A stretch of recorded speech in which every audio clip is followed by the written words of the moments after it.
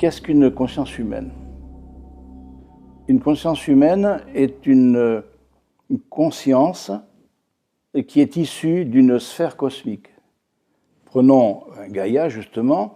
Donc, je rappelle que la Terre est le plan matériel de la conscience planétaire Gaïa et qu'il y a d'autres plans qui sont attachés à cette sphère, comme le plan astral, que maintenant tout le monde connaît, le plan mental, mais il y a aussi la dimension 4, d'autres dimensions subtiles qui font partie de cet ensemble qu'on appelle une sphère cosmique. La conscience Gaïa est donc une unité et de cette conscience émergent des petites bulles individuelles.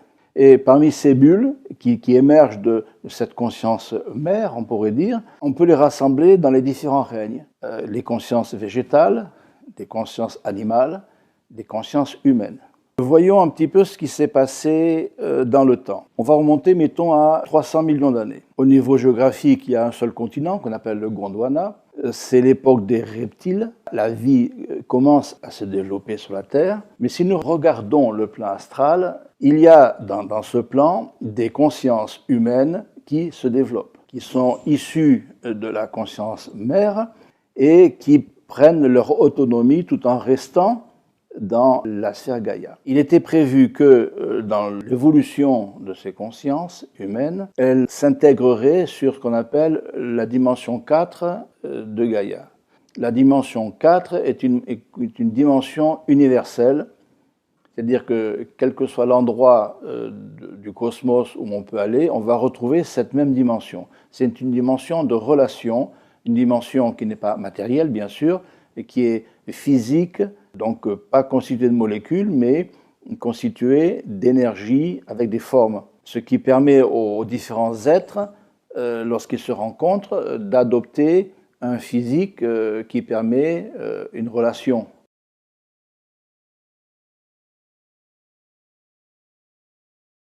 Toutes les dimensions qui existent dans l'univers s'emboîtent les unes dans les autres. Ce n'est pas comme un gâteau où les plans sont les uns au-dessus des autres.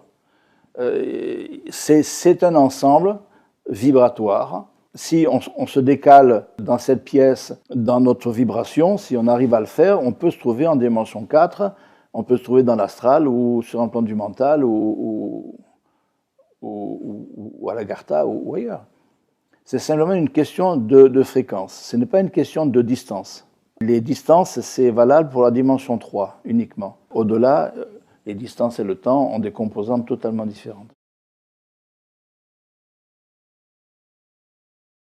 La dimension 4, c'est, on pourrait dire, la dimension idéale de Gaïa.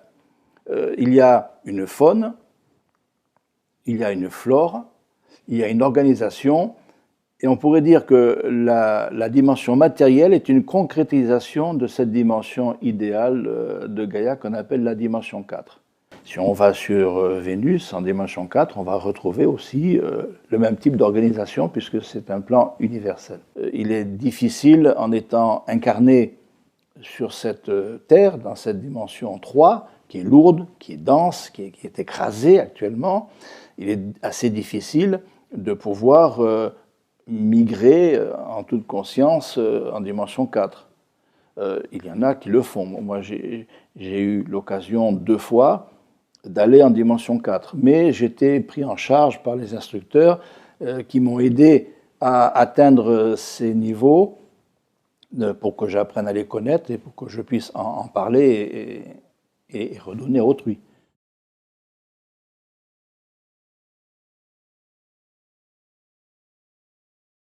Il y a de nombreux avantages pour une conscience humaine, pour ne parler que d'elle, de faire une évolution sur des plans matériels. Il faut dire que dans le cosmos, toutes les planètes ne peuvent pas abriter une vie matérielle. Ça a été possible sur la Terre, donc c'est comme ça que la vie a pu apparaître sur Terre en étant organisée, gérée et aidée par un ensemble d'êtres évolués, bien entendu.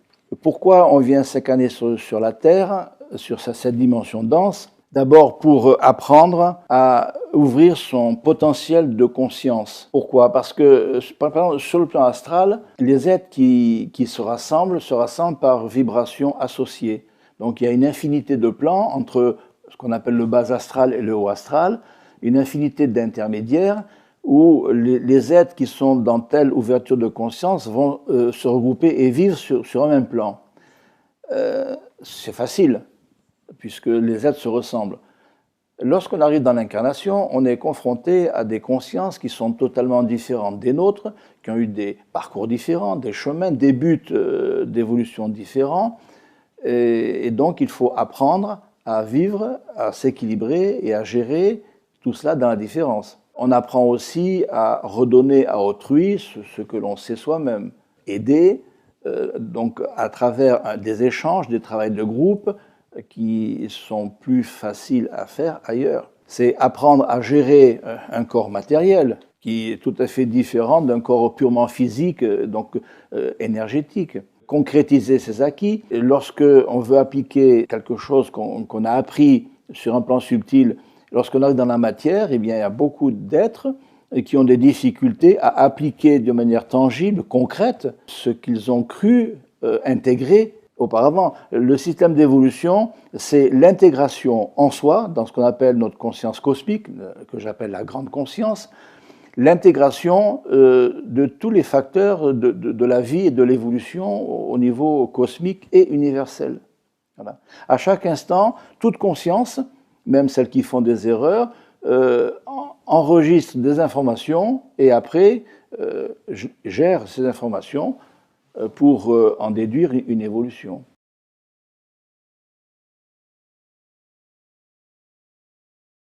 Ah ben oui, ah ben oui.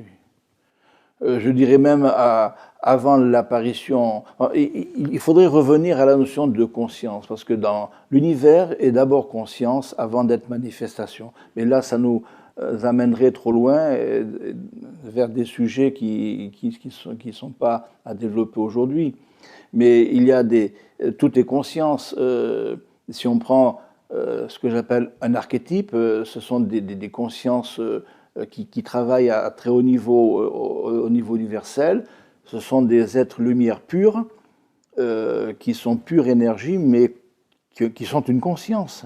Une galaxie est une conscience galactique, une étoile est une conscience stellaire, et avec une organisation, une gestion de sa propre évolution, et je dirais des buts aussi cosmiques. Nous sommes conscience avant d'être manifestation physique et matérielle.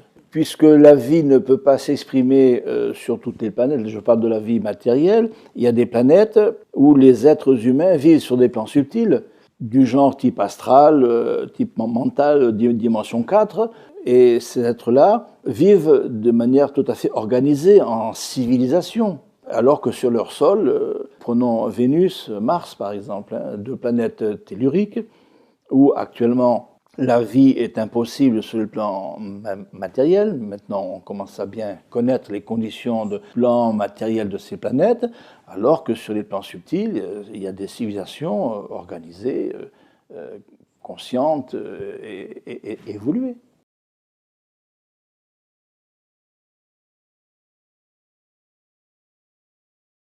À un certain moment, puisque les conditions physiques de vie étaient propices et continuaient à se développer, eh bien, il était prévu que ces consciences auraient la possibilité de migrer de la dimension 4 vers la dimension 3 pour apprendre ce qu'est le plan matériel. Mais la différence, c'est qu'en dimension 3, qui est notre dimension matérielle, nous ne pouvons pas concrétiser un corps énergétique autour de la conscience, comme cela se fait ailleurs. Il fallait donc passer par un type de corps qui existait sur la planète. Là, nous sommes à moins 12 millions d'années. Eh bien, les instances supérieures ont regardé quels étaient les animaux qui avaient des corps, du règne animal, des consciences animales, quels étaient les corps qui seraient les plus aptes à pouvoir intégrer un peu plus tard des consciences humaines. On se situe à l'époque de moins 12 millions d'années. Il y a un règne des mammifères qui potentiellement peut accepter des consciences humaines.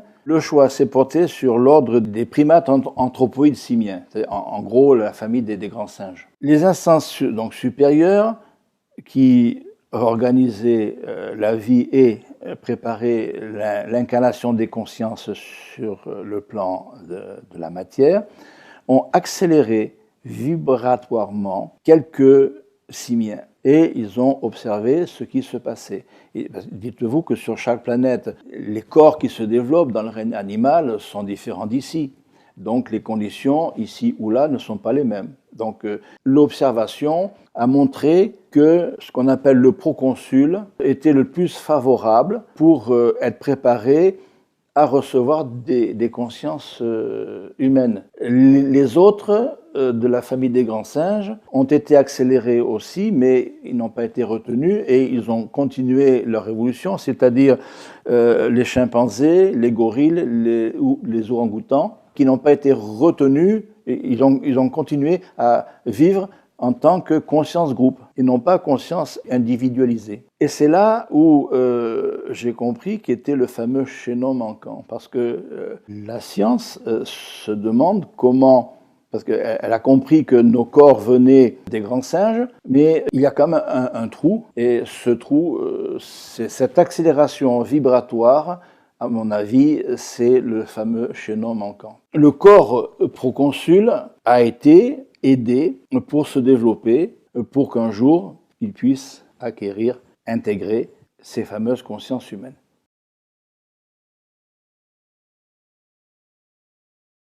On nous a proposé de scinder l'évolution de l'homme depuis ces primates anthropoïdes jusqu'à nos jours, suivant 5 grandes phases qu'on appelle les grandes civilisations. Au niveau des corps, j'ai dit tout à l'heure que le proconsul a été accéléré, a donné l'Australopithèque, qui a été le corps qui a accepté les consciences au niveau de ce qu'on appelle la première grande civilisation. Cette première grande civilisation, on l'appelle la civilisation adamique, tout simplement par référence au premier homme. C'est un symbole, c'est une image. Mais les premiers hommes sont apparus il y a 12 millions d'années. Et cette période qu'on a appelée adamique, parce qu'il faut lui donner un nom tout simplement, s'est arrêtée il y a 1 million d'années à peu près. Donc sa durée a été de 11 millions d'années. L'Australopithèque ressemblait terriblement à un grand singe et qui se déplaçait dans l'origine et l'Afrique. Ailleurs, les conditions n'étaient pas favorables pour que la vie commence à s'exprimer sur un plan d'incarnation de conscience humaine. Donc, pendant des millions d'années, tout doucement, les consciences humaines ont appris à s'intégrer dans des corps. La conscience descendait dans le corps, il restait un moment, repartait. Il fallait que ce soit très progressif. Il fallait que le corps s'habitue à une conscience humaine, à une vibration quand même différente.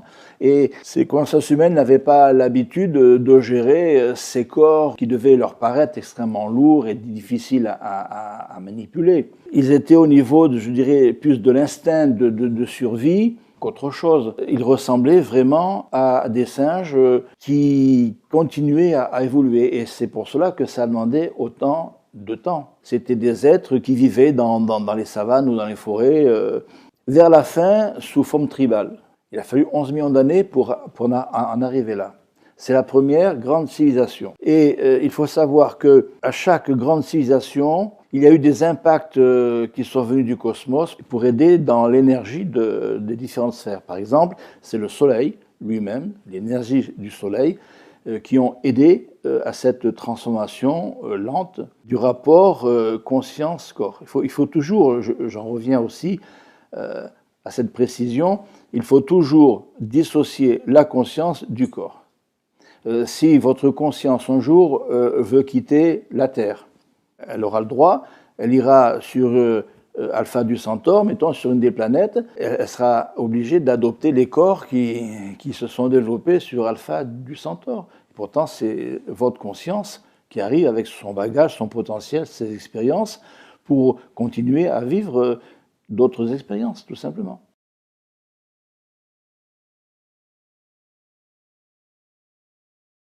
Au fur et à mesure que le temps a passé, vous allez comprendre que les consciences se sont attardés sur le plan de la matière, parce qu'au début, il était bien question de faire des allers-retours entre dimension 4 et dimension 3, mais de ne pas y séjourner. Seulement, l'homme, dans son libre arbitre, a désiré rester incarné de plus en plus longtemps. Donc, à force de rester sur ce plan-là, le lien qui l'unissait à ses origines et au cosmos a diminué, jusqu'au moment où l'homme étant tellement intégré dans cette matière qu'il a alourdi d'ailleurs à travers ses comportements, qu'il y a eu rupture de conscience entre la conscience incarnée et les autres états de conscience. Et c'est cette rupture qui fait que sur la Terre, on ne sait pas d'où on vient et quelles sont les organisations. Vous allez sur des planètes évoluées, chacun est resté en contact, parce que tout le monde n'est pas obligé, même sur les planètes où la vie peut s'exprimer sur un plan dense, tout le monde n'est pas obligé d'en arriver à ce que nous voyons aujourd'hui au niveau du système de civilisation. Il y a bien des planètes où les erreurs, ce genre d'erreurs qui sont commises depuis quelques milliers d'années sur Terre n'ont jamais existé.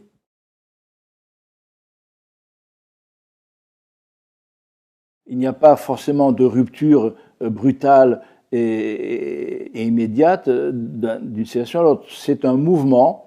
Qu'est-ce qu'une civilisation? C'est un regroupement d'êtres humains dans un lieu commun avec des caractéristiques communes et vivant des choses semblables. La vie est apparue au niveau de la civilisation adamique en Afrique, et au fur et à mesure que les conditions climatiques étaient favorables, ces tribus ont commencé à se répandre, à migrer en fonction de tout un certain nombre de mouvements. Il y a eu une logique qui correspondait d'ailleurs aussi aux conditions climatiques, notamment les différentes glaciations qu'il y a eu, qui ont arrêté ou qui ont permis à ces civilisations d'évoluer. Vous allez mieux comprendre, et quand je vais parler de la deuxième grande civilisation, qui est la civilisation qu'on a appelée hyperboréenne. Elle a démarré il y a moins 3 millions d'années, et elle s'est arrêtée environ à moins 600 000 ans. Alors, les dates que je donne, là aussi, ce sont des approximations. Les lieux où ces êtres ont évolué, il y a eu le Groenland, qui a été habitable pendant un temps en fonction de modifications climatiques, mais aussi, en même temps, l'Australie, l'Indonésie, la Nouvelle-Guinée, la Chine, l'Inde du Sud. Donc on voit déjà cette répartition. Qu'est-ce qui s'est passé pendant ce temps-là? Eh bien, les consciences ont appris à s'organiser en tribus qui se sont différenciées suivant les lieux, justement, de vie. Les êtres ont appris à domestiquer leur environnement. Ils ont développé les 5 sens physiques que nous connaissons, dont la dextérité, qui a permis de commencer à créer des outils. L'apogée a été au Groenland, c'est pour ça que nous avons décidé, entre nous, c'est-à-dire les 4 qui avons travaillé sur ce sujet, il fallait bien donner des noms, on l'a appelée hyperboréenne. Pourquoi? Parce que le summum de cette civilisation était au Groenland. Elle s'est arrêtée parce qu'il y a eu une glaciation qui fait que les êtres n'ont plus rester là et qu'on continue à évoluer ailleurs, géographiquement sur la planète. La technologie n'existait pas. C'était des tribus d'hommes qui encore ressemblaient plus ou moins à des grands singes, mais qui vivaient en tribu et qui savaient s'organiser. En parallèle avec ces types de corps que j'expliquais, Homo habilis, Homo erectus, il y a eu 3 autres types de corps qui se sont développés, le pithécanthrope, le synanthrope et l'atlanthrope. Et on va y revenir parce que, si je les nomme, c'est parce qu'il y aura un lien avec les autres civilisations. La sphère qui a aidé à l'évolution de la civilisation hyperboréenne, c'est la planète Uranus. Nous avons besoin, et de tout temps et encore maintenant, il y a des énergies qui viennent du cosmos de différentes manières qui vont aider l'homme dans son évolution. Et nous en arrivons à la 3e, qu'on commence à connaître maintenant, c'est ce qu'on appelle la civilisation lémurienne. Alors cette civilisation a commencé à vivre il y a 700 000 ans pour se terminer il y a 200 000 ans. Alors vous remarquez qu'il y a quand même des périodes de chevauchement. Comme je disais tout à l'heure, une civilisation ne s'arrête pas brutalement, d'autant plus que ce sont des lieux géographiques différents, donc les êtres ont appris à se déplacer, et à se rencontrer aussi. Cette civilisation lémurienne, elle s'est développée dans le sud de l'océan Pacifique. À l'époque, il y avait beaucoup de terres émergées qui permettaient à des êtres de vivre, de se développer. Actuellement, il reste quelques îles par le mouvement des plaques tectoniques, mais à l'époque, il y en avait beaucoup plus. C'était presque un sous-continent qui permettait à une population grandissante en nombre de pouvoir évoluer à ces niveaux-là. Le continent, d'ailleurs, a commencé à s'engloutir il y a 400 000 ans, tout doucement, quelques centimètres par an. Actuellement, il faut savoir que aussi notre géographie change au niveau de quelques centimètres par an aussi. C'est ce mouvement, cette transformation. On parlait du Gondwana tout à l'heure, c'était un seul continent qui était émergé sur la planète. Et après, ce continent s'est scindé en différentes parties qui ont formé petit à petit la configuration géographique actuelle.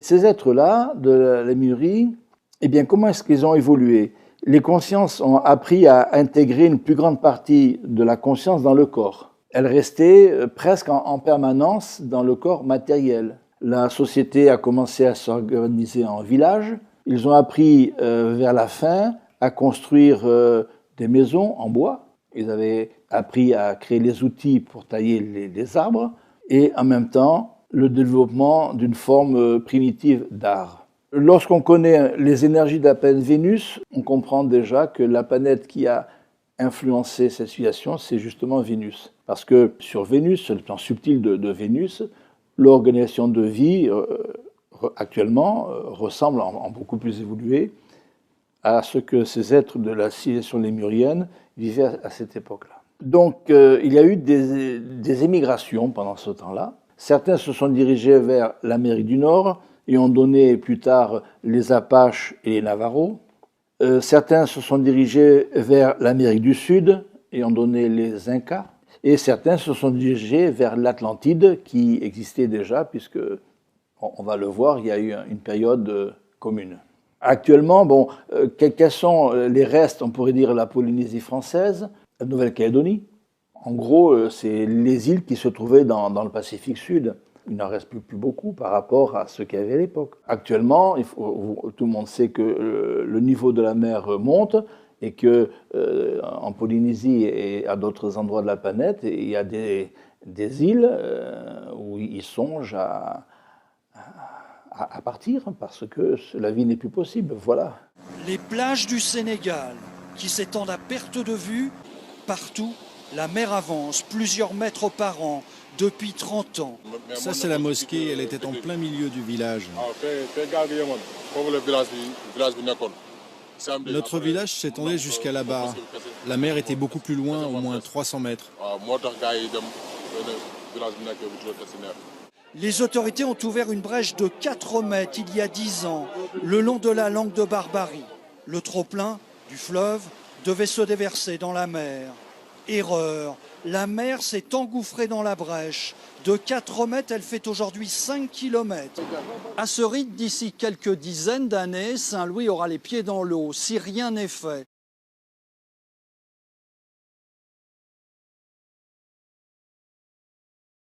Dès l'instant où vous allez migrer sur un autre endroit de la planète, vous allez vous transformer et être influencé par ce qui se vit à l'autre endroit. Alors, on va dire, la civilisation s'arrête puisqu'elle n'est plus, on ne peut plus vivre dans les mêmes conditions là. Une civilisation, c'est, on a dit tout à l'heure, des conditions identiques dans un même lieu, etc. Mais il n'y a pas de problème puisque en Atlantide, au début, il y avait des êtres qui venaient de la Lémurie et qui se sont installés. Nous en arrivons maintenant à la civilisation suivante, qu'on appelle la civilisation Atlante, qui a démarré il y a 400 000 ans et qui s'est terminée il y a 10 000 ans. Donc il y avait ce que j'appelle un sous-continent avec de nombreuses îles et beaucoup de terres émergées qui formaient cette Atlantide, qui s'est enfoncée elle aussi dans l'océan, mais dans des conditions un peu particulières qu'on verra tout à l'heure. Mais il subsiste actuellement les Bermudes, les Bahamas, Cuba, Haïti, la Jamaïque, les Antilles. les consciences ont forgé là une véritable civilisation technologique, assez poussée et par certains côtés plus avancée que la nôtre actuellement. L'île de l'Atlantide a atteint un très haut degré de civilisation. Elle compte 10 royaumes avec une grande capitale commune.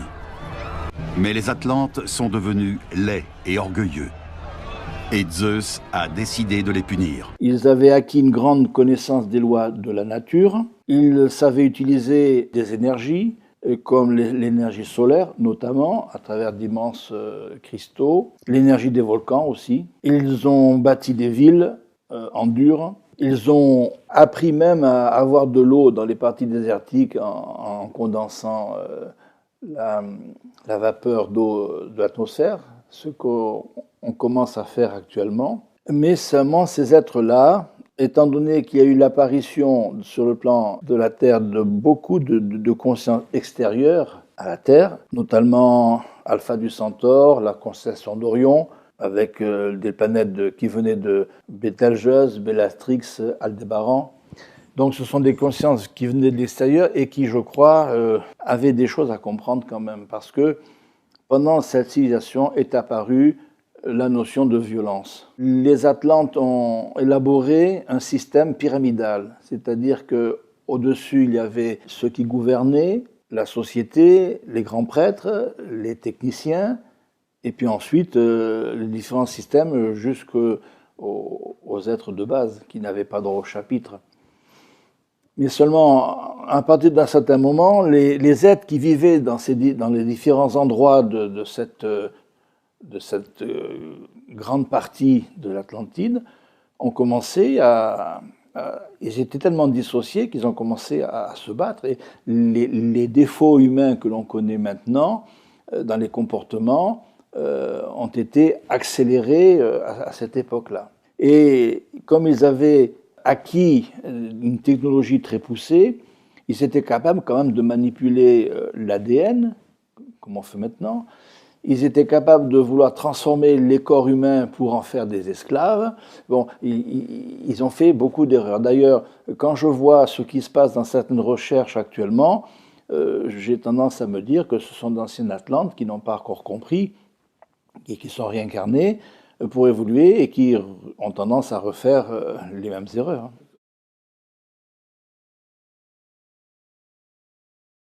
Il y avait des grandes villes, il y avait de l'agriculture, il y avait de l'industrie, ils circulaient en bateau, mais ils avaient aussi trouvé les moyens de circuler par les airs, et ils avaient des comptoirs dans de nombreux pays de la planète, le Mexique, l'Afrique du Nord, le Portugal, l'Égypte, Crète, la Chine. Ils se sont répandus un peu partout. C'est un scoop que je vais vous donner. Vous êtes en droit de ne pas croire ce que je vais dire. Mais comme un jour a dit M. Dorier, si certains esprits chagrins ne croient pas en l'existence de certaines réalités, ça n'empêche pas que ces réalités existent. C'est de l'humour, mais j'aime bien cette façon de voir les choses. Sans remonter trop loin dans l'histoire du système solaire, à un certain moment, des êtres qui avaient vécu sur le plan matériel de Mars à l'époque où la vie était possible, il y a 65 millions d'années, à travers leur évolution, devaient terminer une certaine évolution sur un plan planétaire. Donc la planète Terre étant favorable, des êtres de Mars sont venus, mais là, avec des vaisseaux, et se sont installés dans certains endroits, plus proches des grands centres de l'Atlantide. Ces êtres-là ne se sont pas mélangés à la population, ils restaient en retrait, en dehors, mais il y avait des contacts entre eux et le haut de la pyramide de cette civilisation. Ces êtres de Mars, au niveau des corps, mesuraient 2 mètres, 2 mètres 50, 3 mètres. C'est là où on retrouve le mythe des géants. Bon. Et par contre, ils avaient la possibilité de régénérer leur corps, c'est-à-dire que leur corps qui sur Terre pouvait durer, mettons, sur 60 ans, ils pouvaient les faire durer 150 ou 200 ans. Seulement, ces êtres venant de Mars, qui avaient été une civilisation extrêmement technologique aussi, très développée, puisqu'ils avaient des vaisseaux spatiaux, ils se déplaçaient, je parle antérieur à 65 millions d'années, ont voulu aider les Atlantes dans leur société. Donc, ils leur ont donné aussi des technologies, y compris des technologies nucléaires, mais pas gérées de la même manière que maintenant. Et alors, les Atlantes en ont profité pour restabiliser le climat de cet endroit, puisqu'il y a une nouvelle glaciation qui commençait à se faire, et ils voulaient garder des conditions idéales de vie. Ils ont fait un certain nombre d'erreurs. Il y avait l'utilisation d'énergie qui n'était pas rationnelle pour l'équilibre de la planète, et ces erreurs humaines se sont répercutées sur la nature, comme cela se fait même maintenant. Donc le continent a commencé à s'enfoncer dans la mer tout doucement, quelques centimètres ou quelques dizaines de centimètres par an. Au début, c'était très lent.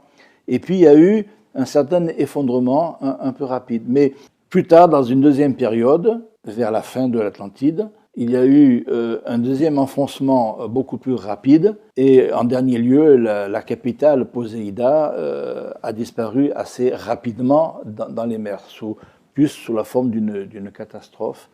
Cette ville fabuleuse, pétrie de culture et à la technologie avancée, est sur le point d'être détruite.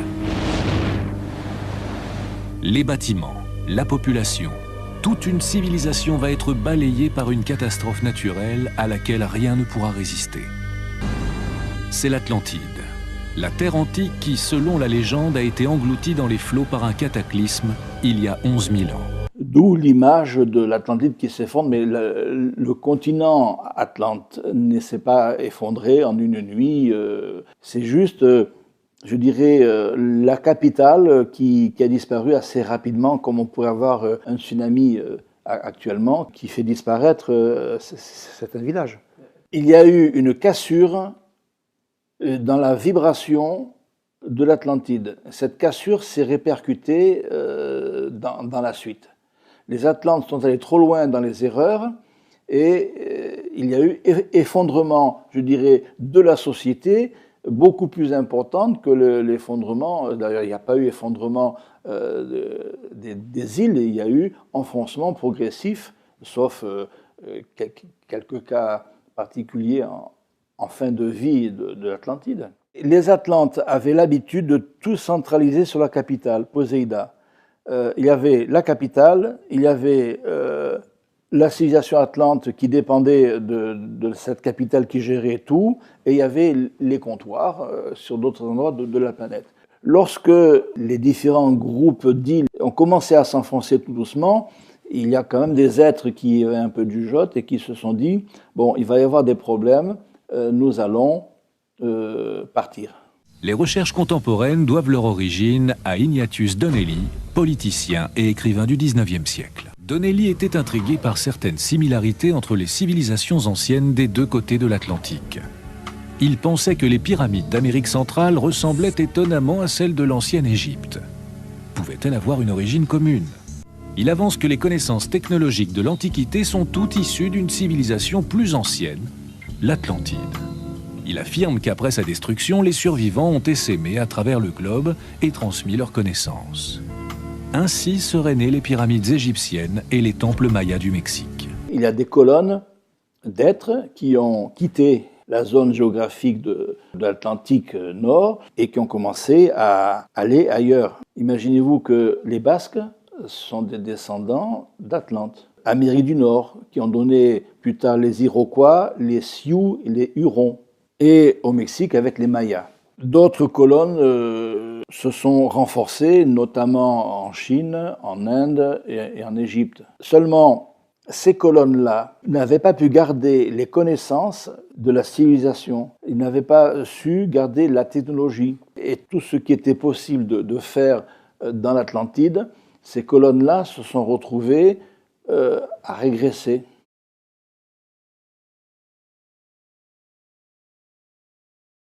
Imaginez-vous qu'il y a des êtres avec des appareillages qui ont déterminé qu'il y a des pyramides qui sont immergées à quelques dizaines de mètres de la surface de l'eau dans ces endroits-là. Ils ont trouvé des monuments cyclopéens. Mais l'homme dont les théories au sujet de l'Atlantide ont fait le plus de bruit au XXe siècle est sans conteste le mystique et soi-disant visionnaire Edgar Cayce. Il prétendait avoir des visions d'un continent qui s'était effondré dans l'océan à la suite de 3 grandes catastrophes et dont il ne restait plus qu'un groupe d'îles probablement situées dans la mer des Caraïbes.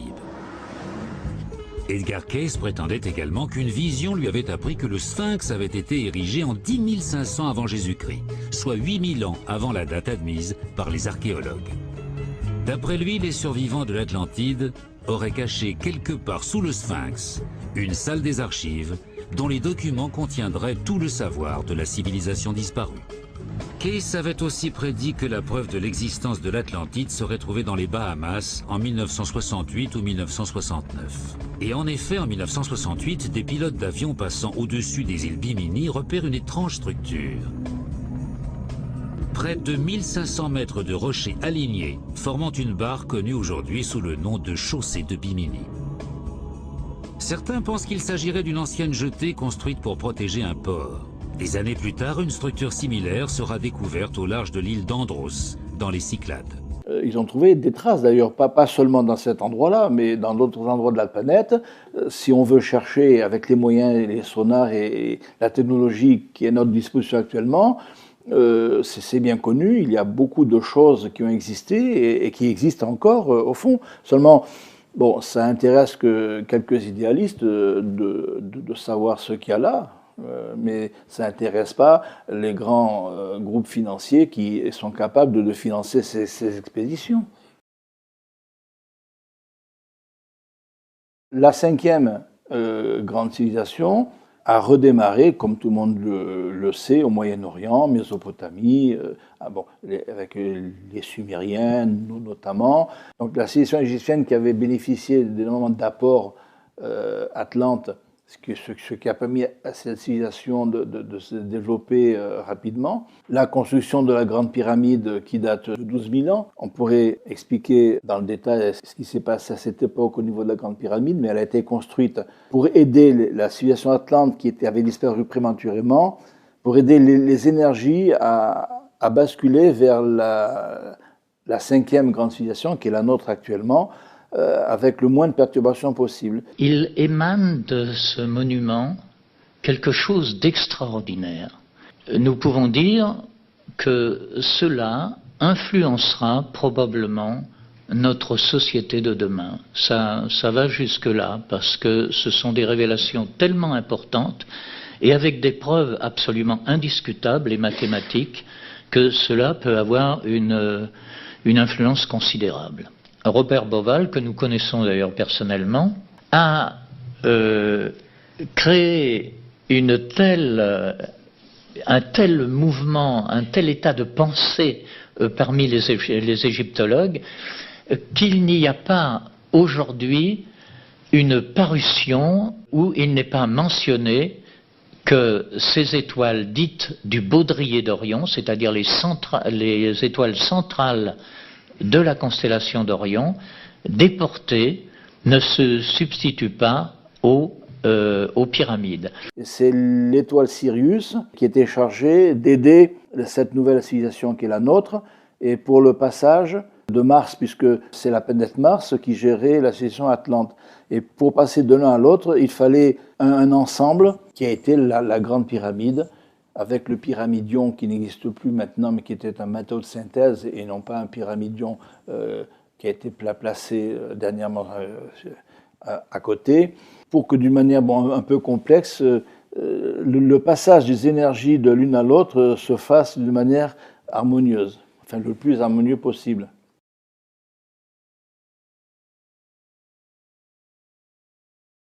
Je pourrais dire que de tout temps, les êtres de l'espace ont été présents sur la Terre, technologiquement, physiquement, matériellement. Au niveau de la Lémurie, des êtres venaient de Vénus se densifier pour pouvoir être mélangés à la population et les aider à vivre selon la façon de vivre vénusienne qui est très agréable, qui est très évoluée. On parle de Mars justement, puisque Mars aidait la civilisation de l'Atlantide. Certains sont venus donc avec armes et bagages, et puis d'autres sont venus aussi avec des vaisseaux provenant des plans subtils de Mars.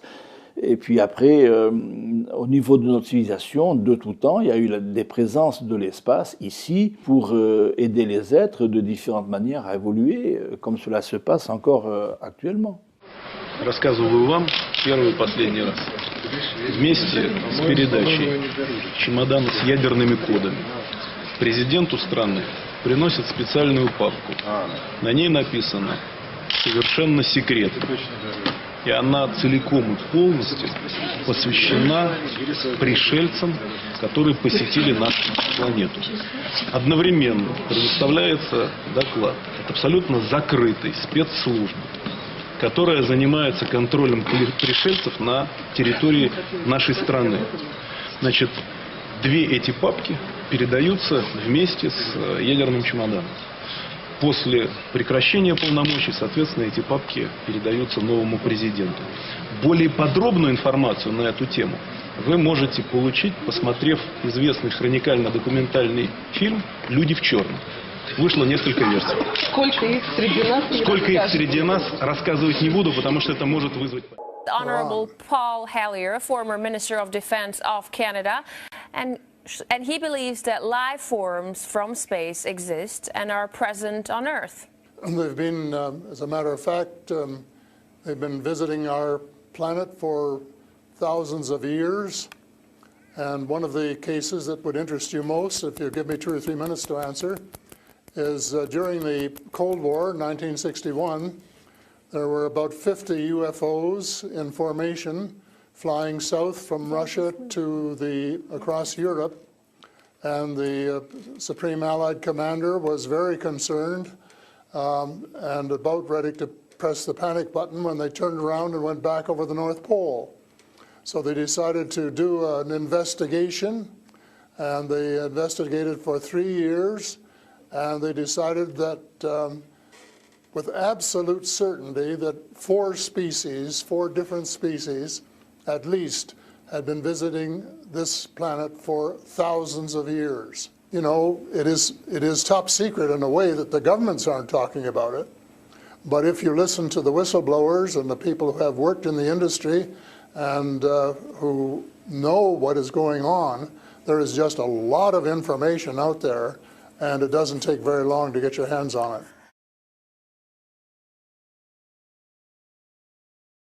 La particularité de cette civilisation actuelle, c'est que c'est la dernière civilisation qui est basée sur la violence, qui ne soit pas spirituelle. À partir de la 6e, qui commence actuellement, à peine maintenant, la 6e grande civilisation sera spirituelle, c'est-à-dire qu'elle sera basée sur les valeurs de l'amour, du partage, de la compréhension, et non plus sur les valeurs actuelles de la force brutale, de la violence, des guerres, etc.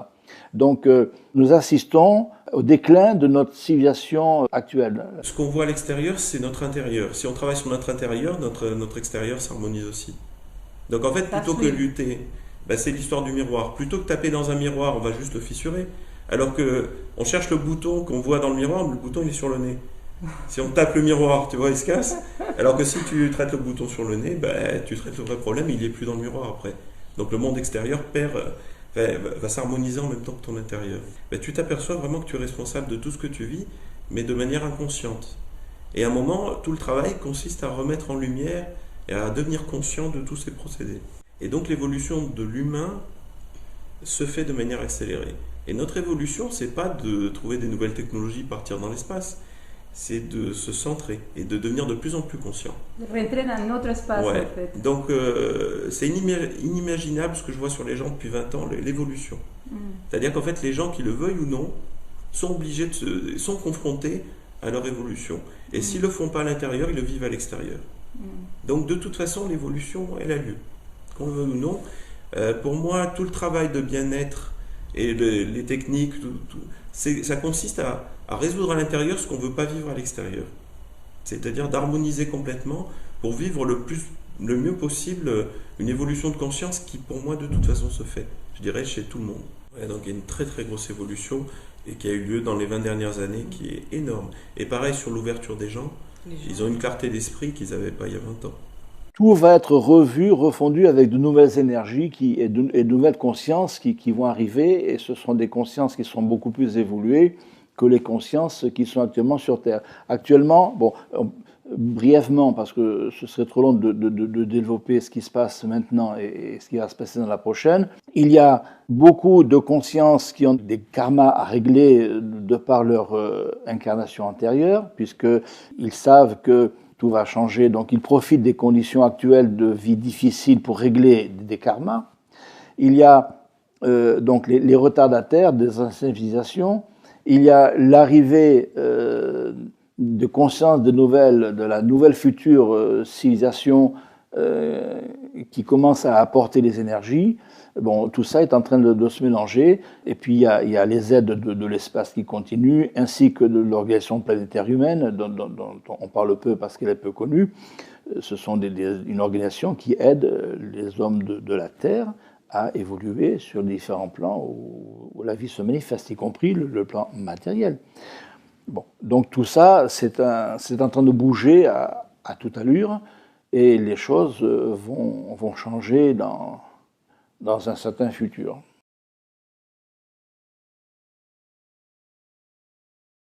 J'ai remarqué les prémices d'une prise de conscience au-delà de la matière au début du XXe siècle. Il y a certaines personnes qui ont commencé à intervenir, à recevoir des informations et à organiser cela. Ils ont donné des enseignements, entre autres Madame Blavatsky et bien d'autres dont je n'ai pas les noms en tête en cet instant. Et puis après la Deuxième Guerre mondiale, il y a eu les influences de l'espace qui ont commencé à se manifester d'une manière tangible, notamment avec Adamski, qui a été contacté lui aussi physiquement et qui a consacré sa vie à redonner les informations qu'il avait reçues. Et à partir de là, il y en a eu d'autres qui ont suivi le mouvement.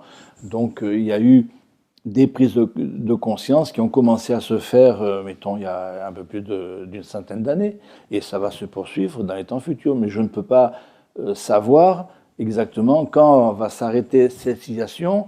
Je sais que la nouvelle civilisation commence à émerger, et on sent, lorsque on recherche un petit peu les informations, que les prises de conscience vont vite, et il y a de plus en plus de gens qui vivent des choses qui se ressemblent.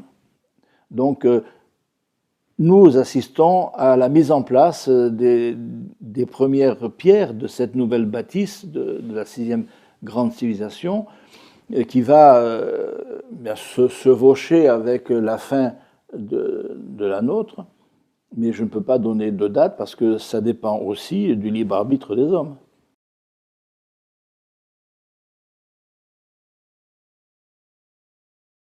D'abord, par les prises de conscience. De plus en plus de personnes vivent des choses, ont des contacts, des relations et les expriment. Et ça permet à d'autres de réfléchir, de faire des choix, de faire des tris. Encore une fois, mon intervention d'aujourd'hui ainsi que les autres, ce n'est pas pour convaincre, ce n'est pas pour forcer. J'exprime le fruit d'une expérience de 45 ans de contact.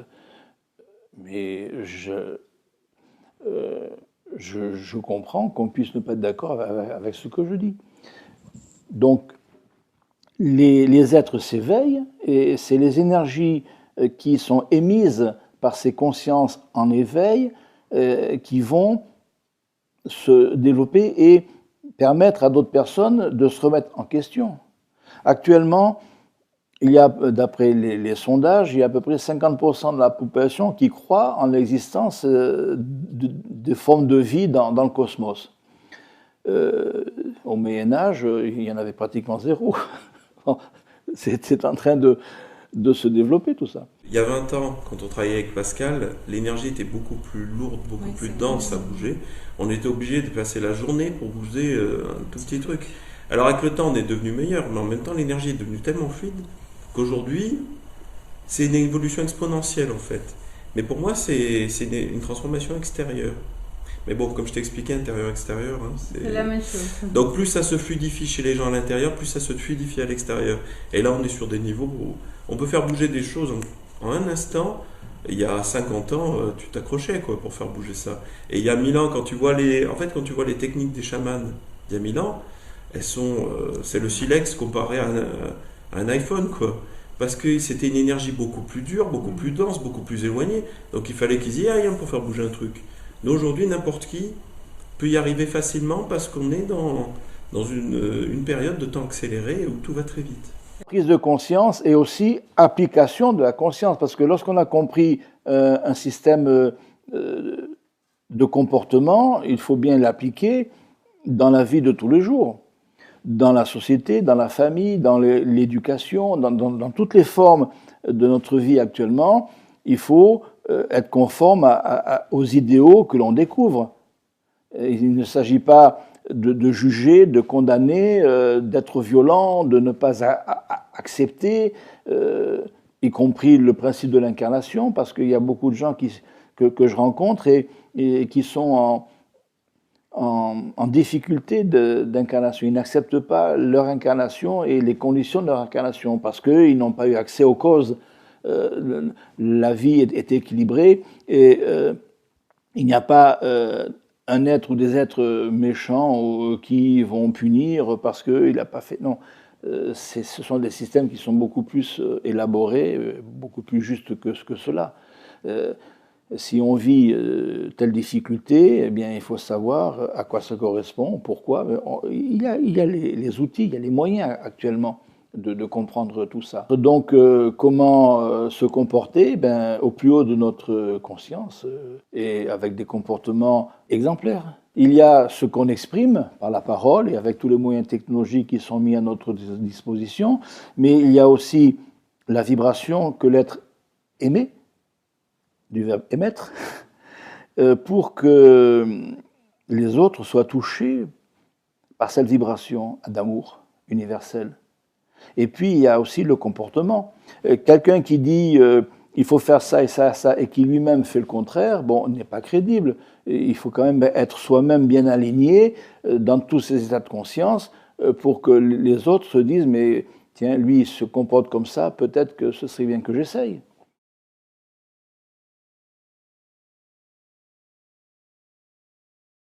Lorsque l'homme est apparu sur la Terre, ces forces dites contraires n'existaient pas, en aucun lieu, sur aucun plan. Ces forces dites contraires ont été créées par les pensées, les comportements, les actions des hommes pendant ces 12 millions d'années et qui ont généré des énergies qui n'étaient plus alignées par rapport aux forces de la lumière universelle. Qu'est-ce que ces énergies? C'est de l'ombre. Qu'est-ce que l'ombre? C'est un endroit qui n'est plus éclairé par la lumière. Et c'est à tel point que ces forces dites négatives sont devenues vivantes, intelligentes. Ce sont des forces planétaires, on appelle ça des égrégores, qui agissent pour préserver leur vie. Elles ont été créées par des erreurs humaines et elles sont vivantes. Alors, qu'est-ce qu'elles cherchent à faire? À survivre. Donc, pour survivre, il faut qu'elles continuent à créer de l'ombre. Et c'est la lutte de l'ombre et de la lumière qui se fait actuellement d'une manière beaucoup plus cruciale qu'auparavant, étant entendu qu'au fur et à mesure que les forces de la lumière vont pouvoir se développer, les forces de l'ombre vont régresser.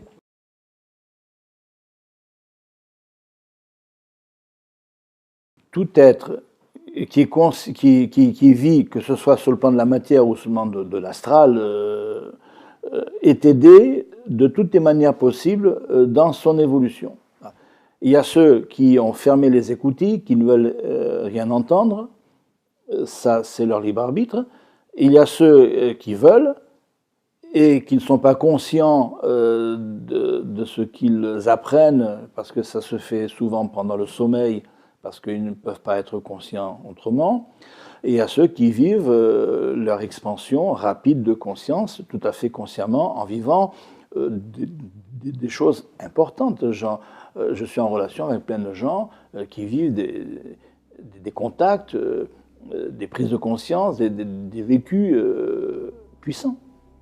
Donc l'aide se fait à tout niveau. Et dès qu'une conscience s'ouvre aux conceptions cosmiques de la vie, elle est prise en charge par la Confédération qui met en place un système d'aide, je dirais, plus dirigé, plus spécifique par rapport à la conscience.